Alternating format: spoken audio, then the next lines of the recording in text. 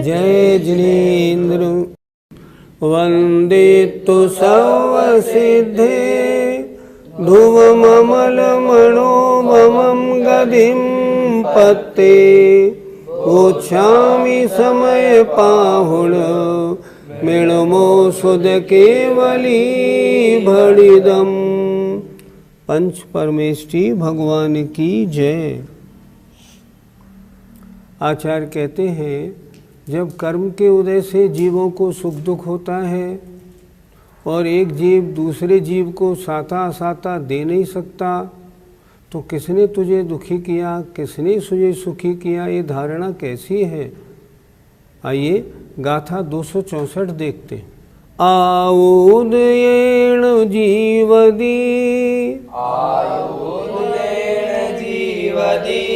जीवो एवं भणन्ति सवर्णो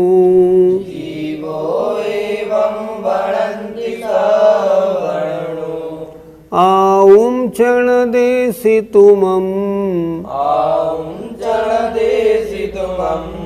कहं तये जीवितं कदं ते सिं।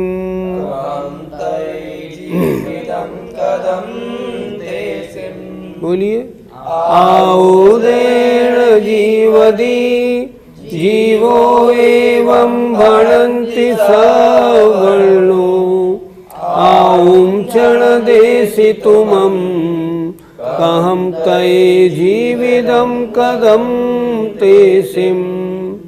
आउदेण जीवदी जीवो एवं भणन्ति सवर्णो आउं क्षणदेशितुमं कहं तये जीवितं कदं ते सिं।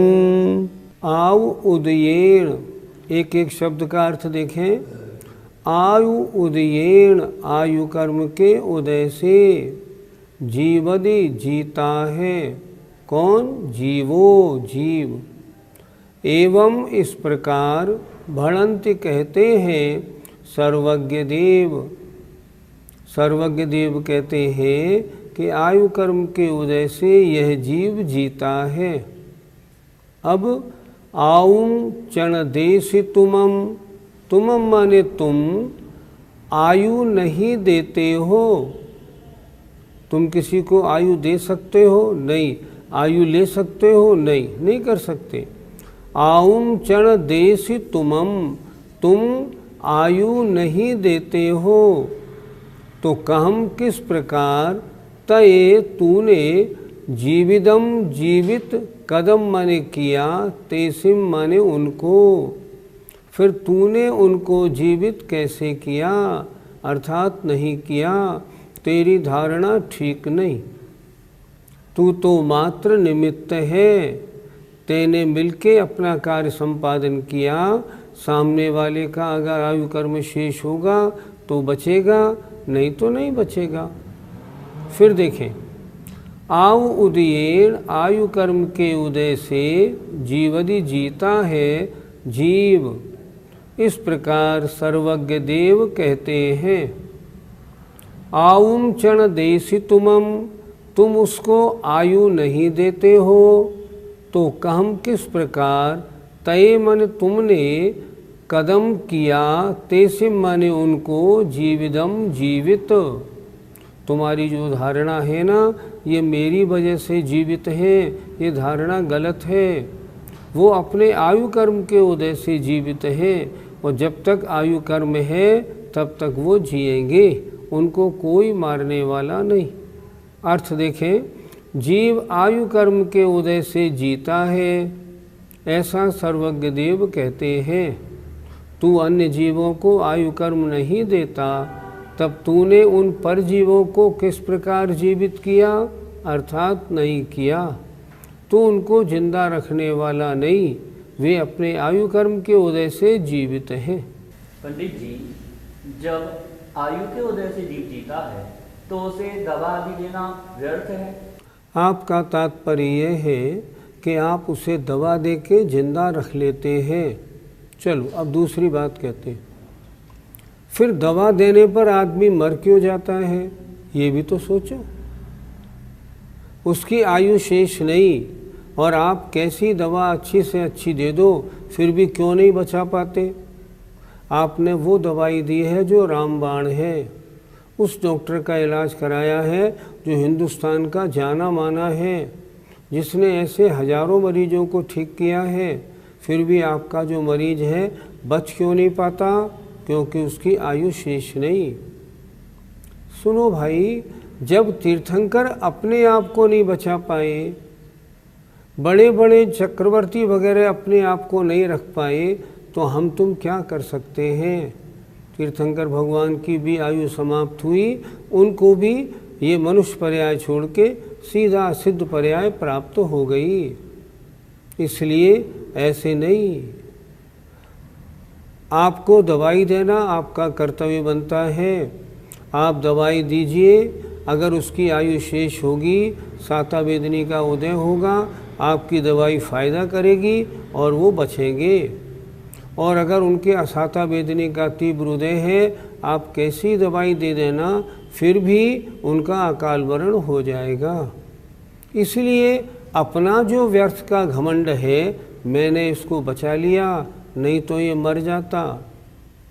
लोग कहते हैं इन बच्चों को मैं पाल पोस के बड़ा करता हूँ, अगर मैं मान लो साधु बन जाता तो ये सब भूखे मर जाते। नहीं, बिल्कुल गलत धारणा। सब अपने अपने कर्म के उदय से जिंदा हैं, अपने कर्म के उदय से आश्रय पाते हैं। उनका स्वास्थ्य, उनकी बीमारी अपने अपने कर्म के उदय से होती है। माता पिता उन बच्चों के लिए निमित्त मात्र हैं, इससे ज़्यादा नहीं, ये सत्य है। पंडित जी, यदि किसी जीव को अत्यंत दुखी देखें तो हमें क्या करना चाहिए? हमको करुणा से पूरित होकर मैं इसको कैसे बचा सकता हूँ, उसका जैसे बचे वैसे उसका इलाज कराना चाहिए, उसके दुख को दूर करने का प्रयत्न करना चाहिए। आप में करुणा है, आप में इंसानियत है, आप मनुष्य हैं, मानवता है, तो आपका कर्तव्य बनता है। मनुष्य को तो छोड़ो, अगर कोई पशु भी दुखी है, अगर कोई पशु भी बीमार है, मान लो एक्सीडेंट हो गया है, कुछ गड़बड़ हो गई है, उसका भी इलाज कराना अपना कर्तव्य बनता है।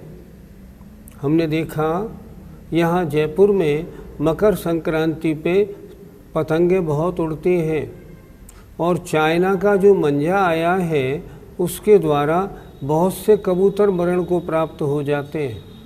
तो हमने देखा इस बार यहाँ बहुत से लोगों ने ऐसे जानवरों के लिए अपने अपने दवाखाने खोल दिए, और जैसे ही कोई कबूतर नीचे गिरता फ़ौरन उसको ले जाके उसका इलाज शुरू कर देते।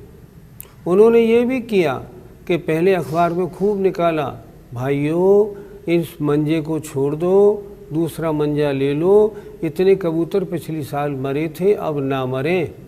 खैर बहुत अच्छा हुआ, उस बात का असर तो हुआ, लेकिन फिर भी जो लोग नहीं माने उनके द्वारा बहुत से पक्षियों का घात हुआ, लेकिन बचाने वाले भी कमज़ोर नहीं थे, उन्होंने भी सैकड़ों पक्षियों को बचाया। अब प्रश्न, वे पक्षी अपने आयु के उदय से बचे या तुम्हारी कोशिश से? दोनों बात से। उनकी आयु शेष थी इसलिए बचे, निमित्त तुम्हारा मिलना था इसलिए ये कार्य संपन्न हुआ। श्लोक वार्तिक में आचार्य विद्यानंद महाराज बिल्कुल लिखते हैं, कोई भी बीमारी आदि हो जाने पर इलाज कराना हमारा कर्तव्य है। अगर इलाज नहीं कराएंगे तो मरण होना निश्चित है, अकाल मरण हो जाएगा। इसलिए क्या करें, इलाज कराएं कि नहीं कराएं? ज़रूर कराएं, ऐसी बात नहीं कराएं।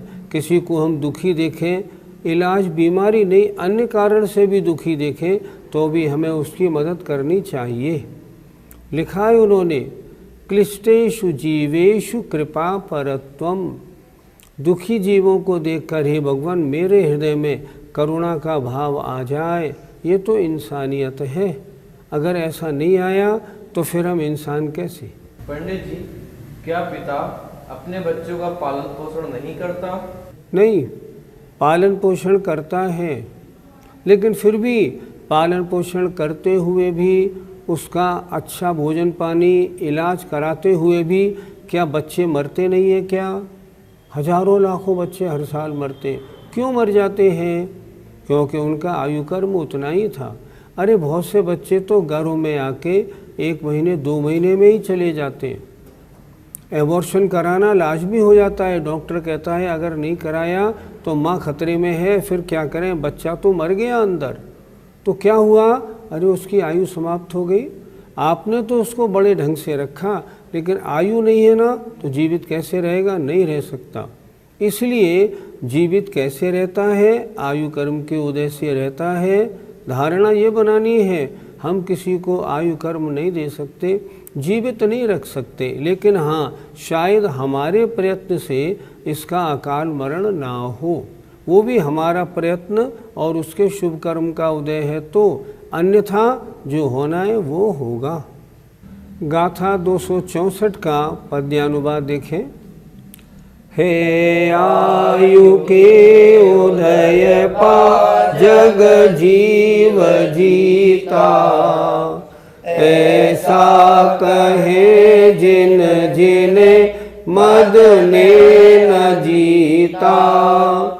तू जीव में यद्यपि आयु न डाल देता, कैसा उसे तदपि जीवित पाल लेता। सारा संसार आयु के उदय से जीता है, ऐसा जनेंद्र भगवान ने कहा है। तू किसी में आयु डालता नहीं, डाल सकता नहीं, इसलिए उसे जीवित रखना का कैसे वायदा, क्या बात करता है? अर्थात तू कहता है मैंने जीवित रखता हूँ, ये बात गलत है। आइए गाथा नंबर 265 देखते हैं।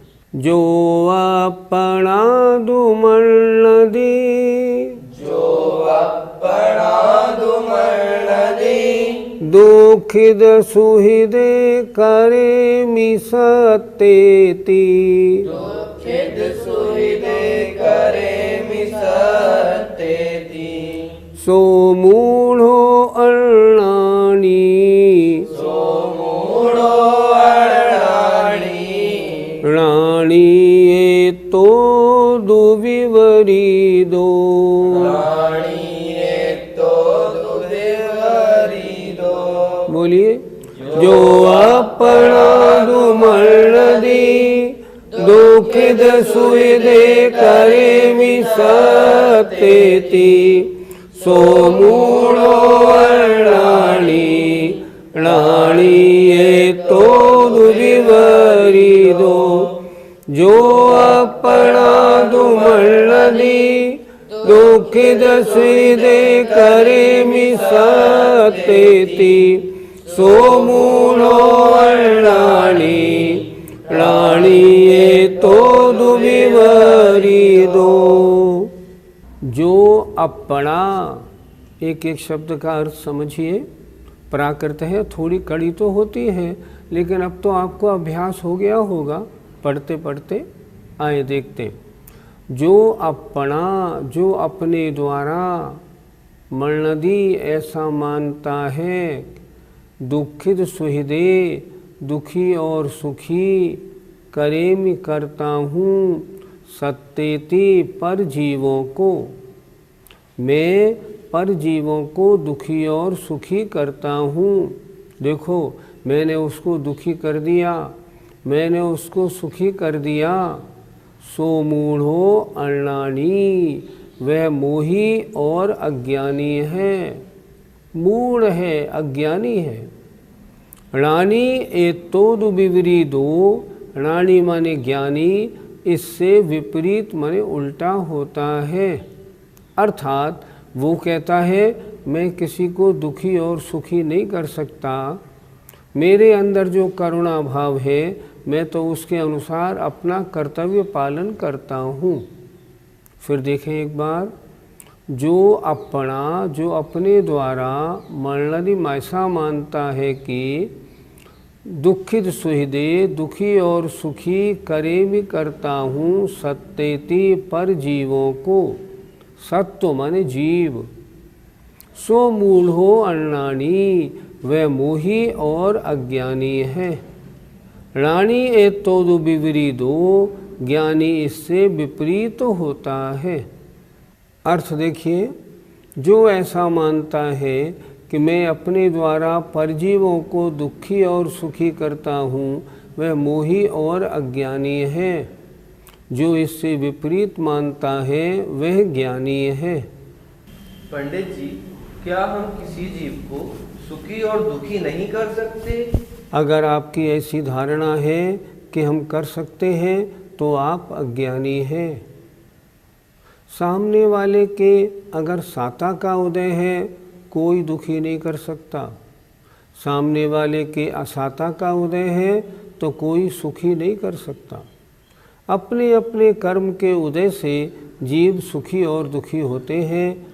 तुम्हारी जो धारणा है मैंने सुखी कर दिया, मैंने दुखी कर दिया, ये धारणा गलत है। मैंने इसको अपने यहाँ ड्राइवरी पे रखा, देखो मेरे ड्राइवरी पे रखने से कितना सुखी है ये, नहीं, उसके पुण्य का उदय है, उसे नौकरी मिल गई, आपने नहीं दी, उसके पुण्य के उदय से मिली। आपके पास तो ड्राइवरी के लिए 4 लोग आए थे, आपने इनको क्यों चुना? क्योंकि इनके साता वेदनी का उदय था। डॉक्टर सारे मरीजों का इलाज करता है, किसको ठीक करता है? जिसके शुभ कर्म का उदय होता है। जिसके अशुभ कर्म का उदय होता है उसको ठीक नहीं कर पाता।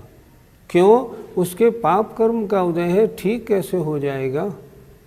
धारणा यही सही है, कोई जीव किसी को दुखी और सुखी नहीं कर सकता जब तक कि उसके अपने पुण्य या पाप कर्मों का उदय ना हो। पंडित जी, जैसे मैं दुखी था, मैंने किसी से पैसे मांगे और उसने मुझे पैसे नहीं दिए, तो उसने मुझे दुखी नहीं किया? तुम्हारे असाता का उदय था, तुम्हारे लाभांतराय का उदय था, तुमको लाभ हो कैसे जाता? होगा ही नहीं। तुम 10 जगह जाओगे मांगने तो भी काम नहीं होगा। सामने वाला व्यक्ति तुमको रुपए नहीं देता, तुम्हारे पुण्य का उदय है तो तुम्हारे पुण्य के उदय से सामने वाले से रुपए तुमको मिल जाते। अगर तुम्हारे पाप का उदय है तो कोई कार्य सिद्ध होने वाला नहीं, चाहे कितने ही प्रयत्न कर लो। इसलिए सामने वाले ने मुझे रुपए नहीं दिए ऐसी धारणा बनाओगे तो राग द्वेष की उत्पत्ति हो जाएगी। धारणा ये बनाओ मेरे पुण्य कर्म का उदय नहीं है, देखो मैंने उनसे कहा मेरी सहायता करो, उन्होंने सहायता नहीं की। वो आपने किसी को मारा पीटा, वो अगर सामने वाला सोचता है इनने मारा, धारणा गलत। अगर मैं ये सोचता हूँ सामने वाले ने मुझे मारा, मेरे असाता का उदय था, मैंने ऐसे पूर्व में कोई कर्म किए होंगे जो मुझे दुख भोगने को मिले, ये नहीं देता कोई अन्य देता, दुख तो मुझे मिलता क्योंकि पाप कर्म मेरा था। अगर मैं ऐसा सोचूंगा तो मेरे परिणामों में समता आएगी, अन्यथा क्रोध आएगा, उल्टे और पाप का बंध होगा। वास्तविकता क्या है? वास्तविकता ये है अगर तेरे पाप कर्म का उदय नहीं है तो तुझे कोई दुखी नहीं कर सकता। पंडित जी, क्या व्यंतरदेव हमें दुखी नहीं कर सकते? शास्त्रों में ऐसे 50 कथाएं हमने पढ़ी हैं। उन्होंने विद्या भेजी, वहाँ जाओ उसको मार के लाओ, विद्या वापस आ गई, वह पुण्यशाली है, उसको हम नहीं मार सकते। उसने दोबारा नाराज होकर कहा मुझे नहीं मालूम, ये काम मेरा करके आओ, तो वो उसकी बेटी का ही सिर काट के ले आया। ऐसी कथाएं शास्त्रों में हैं, धर्म परीक्षा ग्रंथ पढ़ लीजिए। इससे ये बात निश्चित है अगर आपके पुण्य का उदय है आपको कोई दुखी नहीं कर सकता। व्यंतर देव आदि उसी को परेशान करते हैं जिनके असाता वेदनी का उदय हो और पूर्व में उनका कोई बैर भाव हो, अन्यथा नहीं। अगर आपके पाप का उदय नहीं है, व्यंतर नहीं, कोई भी आपको दुखी नहीं कर सकता। और पाप का उदय आए या असाता का उदय आए तो बड़े बड़े महापुरुषों पर भी कैसे कैसे, देखो वो चक्रवर्ती सनत कुमार चक्रवर्ती के भी शरीर में कोढ़ हो गया। सोचो जरा, क्यों हो गया, क्यों नहीं रुका, नहीं रुक सकता।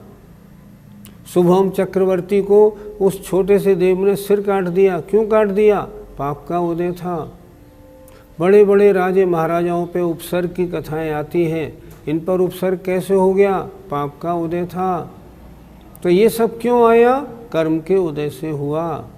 अगर कर्म का उदय है कोई बचाने वाला नहीं, और कर्म का उदय नहीं है तो कोई मारने वाला नहीं। श्रद्धान मजबूत बनाइए। अगर आपके पास णमोकार मंत्र का कवच है, कोई व्यंतर देव आपका कुछ बिगाड़ करने वाला नहीं, ऐसी पक्की धारणा होनी चाहिए। कोई जीव किसी को सुखी दुखी नहीं कर सकता। क्यों कि सुखी दुखी बनने में जो कारणभूत कर्म है उनका आदान प्रदान नहीं होता। पंडित जी, फिर हमारा कर्तव्य क्या होता है? हमारा कर्तव्य गाथा नंबर 264 देखिए। हम प्रत्येक जीव की रक्षा का भाव बनाएं। कोई जीव मेरे द्वारा घात को प्राप्त नहीं हो जाए। कोई जीव दुखी दिखे उसको सुखी करने की कोशिश करें। गाथा नंबर 265 देखिए। हम अपने कर्तव्य का पालन करें। हम संसार के सभी जीवों को सुख देने का प्रयत्न करें। अच्छा बोलें, अच्छा करें, अच्छा व्यवहार रखें, हर काम ठीक करें ताकि सब जीव सुखी रहें। एक मूल मंत्र है, अगर आपको सुखी रहना है तो क्या करो, सबको सुखी हो जाए ऐसी भावना करो। अगर सबको दुखी हो, ये सब दुखियों वाली भावना करेंगे, सबसे पहले आप दुखी होंगे, क्योंकि वैसे परिणाम असाता वेदनी का बंद करने वाले हैं और दुखी बनाने वाले हैं। इसलिए अपनी भावनाएं अच्छी बनाएं, आपके सारे कार्य सही होंगे। ज्ञानी क्या करता है, ज्ञानी इन चक्रों में नहीं पड़ता। वह किसी को मारूं, बचाऊं, मैं किसी को सुखी करूं, दुखी करूं। ज्ञानी तो अपने आत्म स्वरूप में शुद्ध उपयोग में लीन रहता है, उसके तो ऐसे विचार ही नहीं आते। गाथा 265 का पद्यानुवाद।